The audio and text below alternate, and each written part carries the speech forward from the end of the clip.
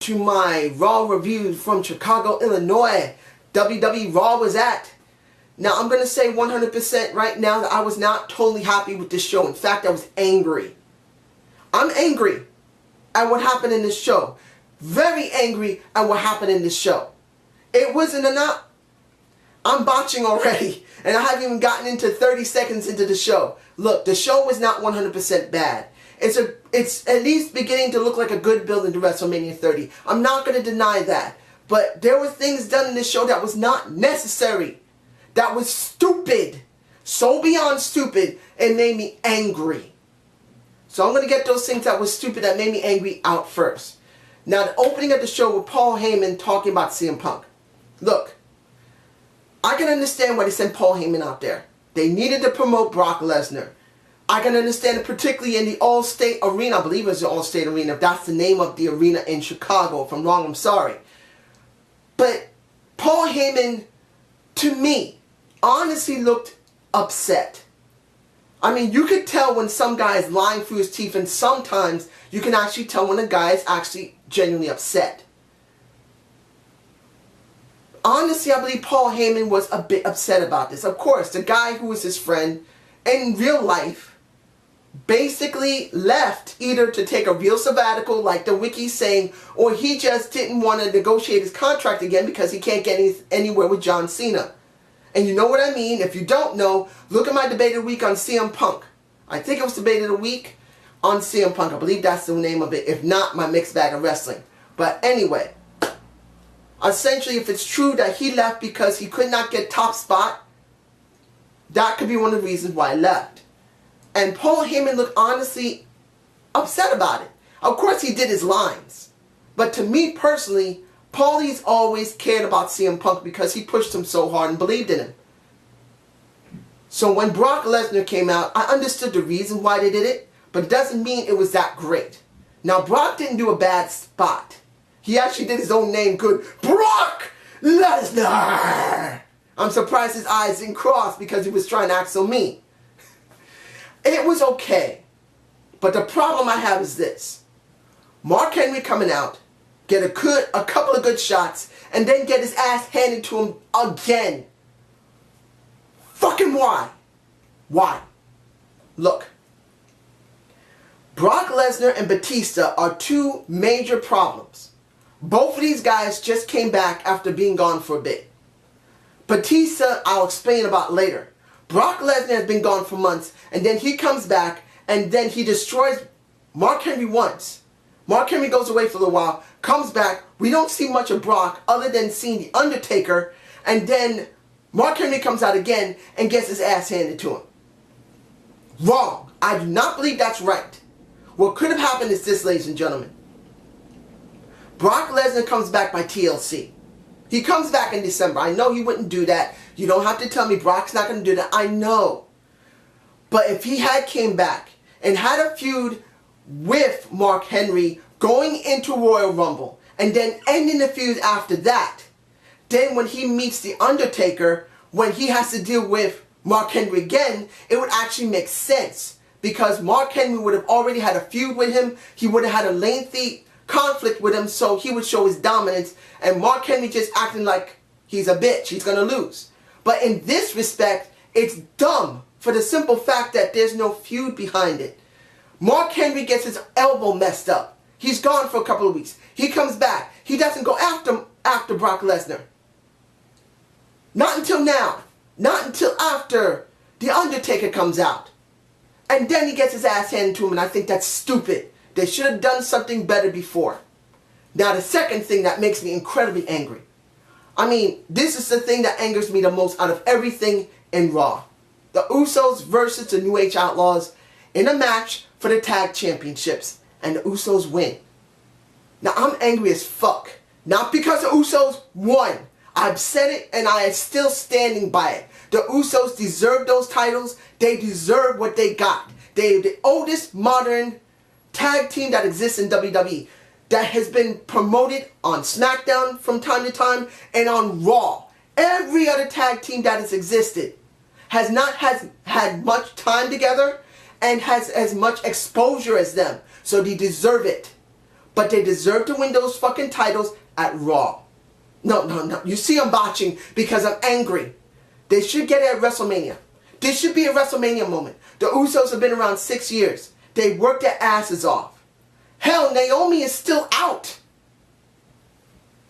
Jonathan's wife is still out because of Oksana. And I thought at least they would have the common decency for him and his brother to actually win them at WrestleMania. But no, they're doing it now because as far as I can tell, they're going to probably do this at the kickoff. They're going to have the kickoff shows with the Usos versus somebody. Because right now we know Wednesday Night Main Event. It's going to be the Usos versus New Age Outlaws.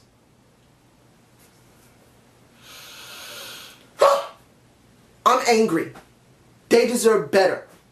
Now I better move on before I blow a gasket. The next thing I'm going to talk about is the Bellas versus Oksana and Alicia Fox. I still like Alicia. She's a damn good looking woman. Skinny as hell but still cute. The problem I have with this is simple.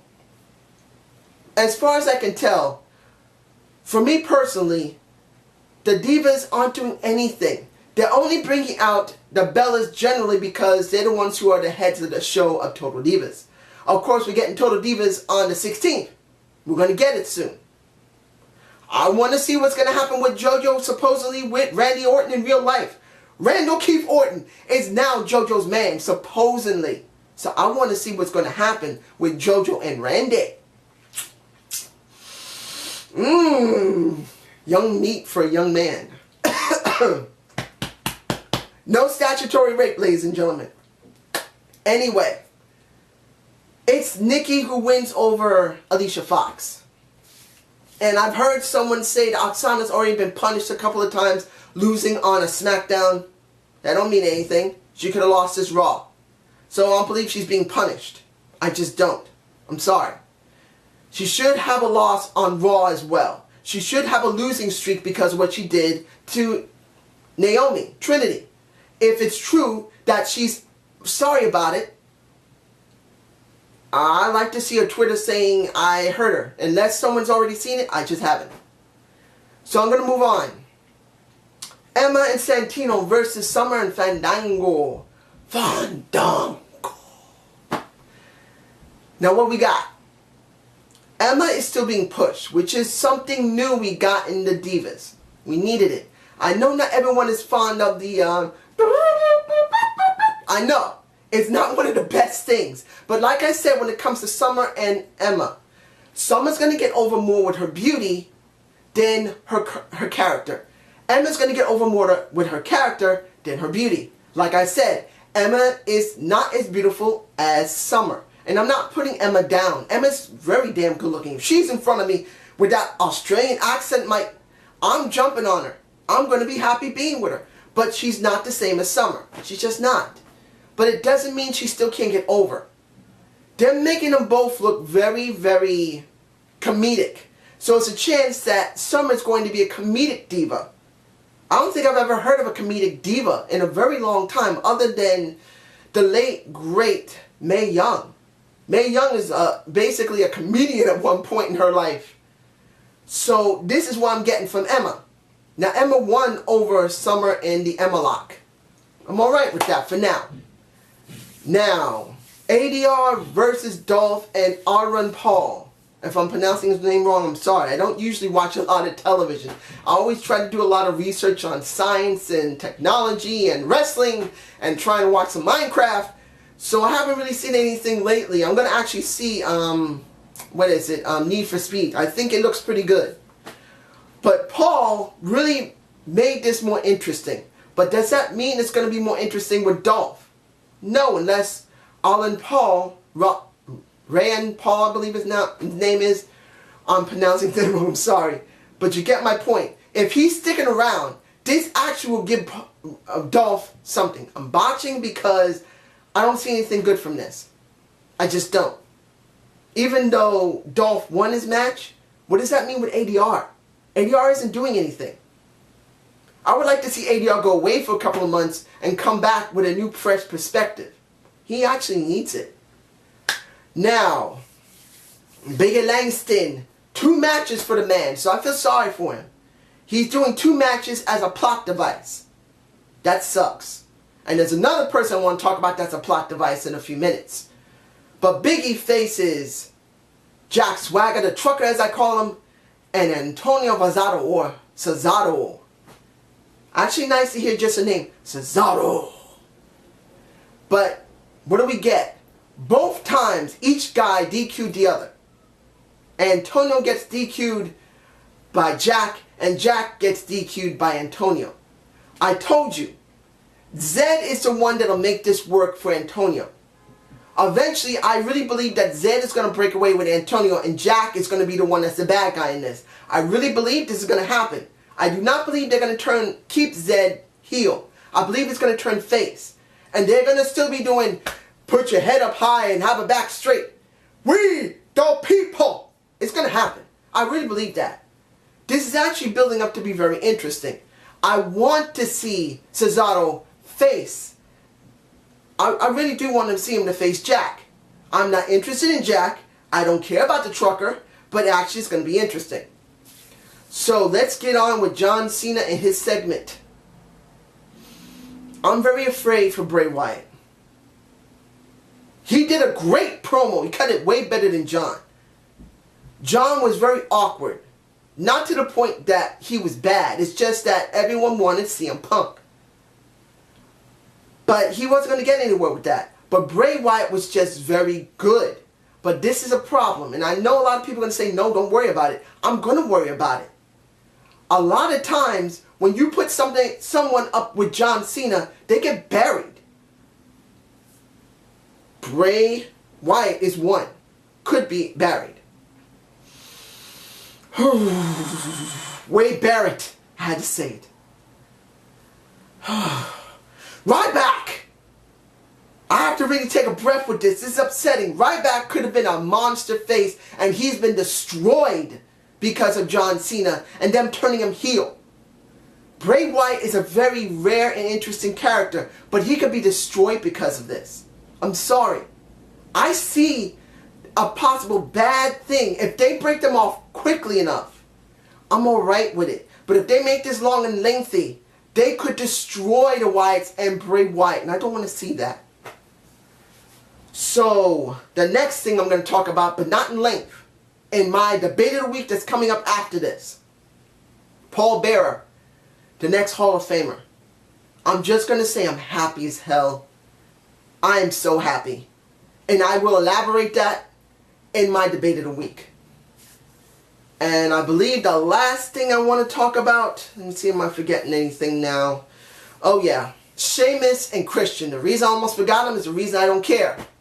Like I said in my last video, Canada against Ireland. If you had done that, WWE, saying you're nothing but a stinking Canadian, and you say, oh, I'm a stinking Canadian. Let's see this Canadian knuckle go in your face, Irishman.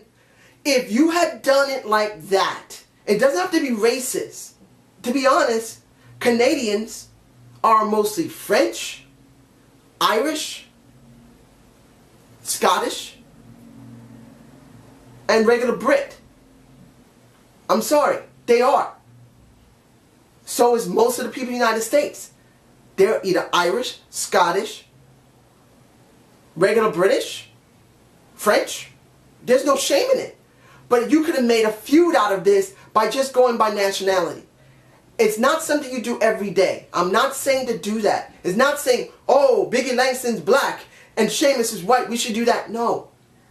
But these are two guys that could have had a feud saying that you're nothing but a stinking Canadian. Oh, you're nothing but a stinking Irishman. It could work. But in this case, I'm not interested in the feud. And the fight afterward where Sheamus gets his ass handed to him still wasn't interesting enough for me. I'm sorry.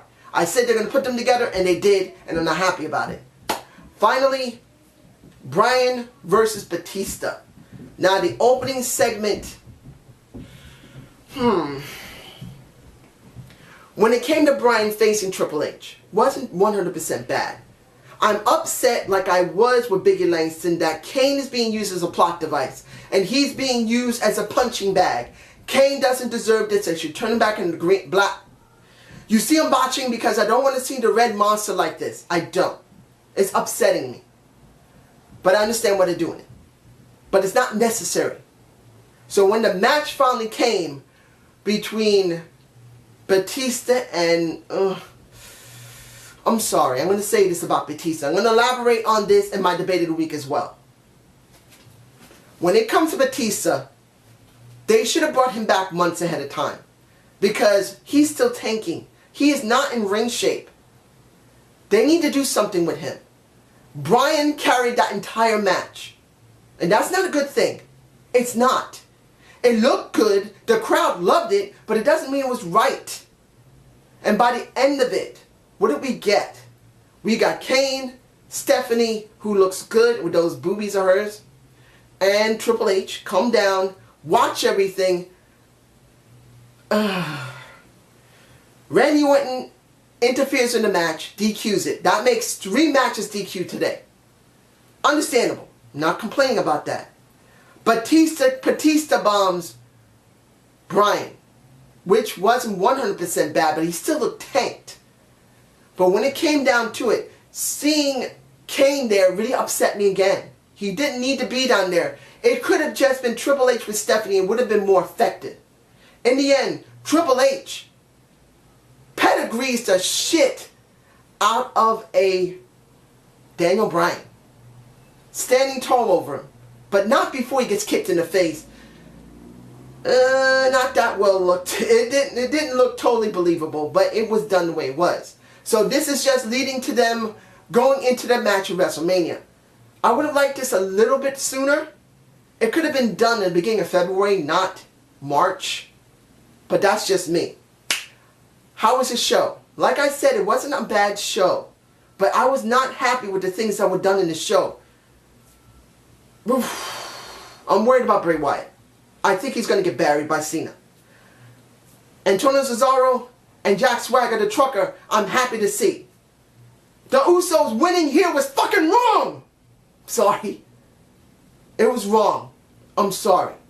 It was. I'm just saying that right now. You get my point. And I hope you enjoyed the Zane's view. Please give me a comment below, and I will be getting my debate of the week as soon as possible, and might actually be talking about another show I may try to do. I don't know if I'll have the time to do it, but I am considering it, and I would like your input if you think it would be good, something good. See ya!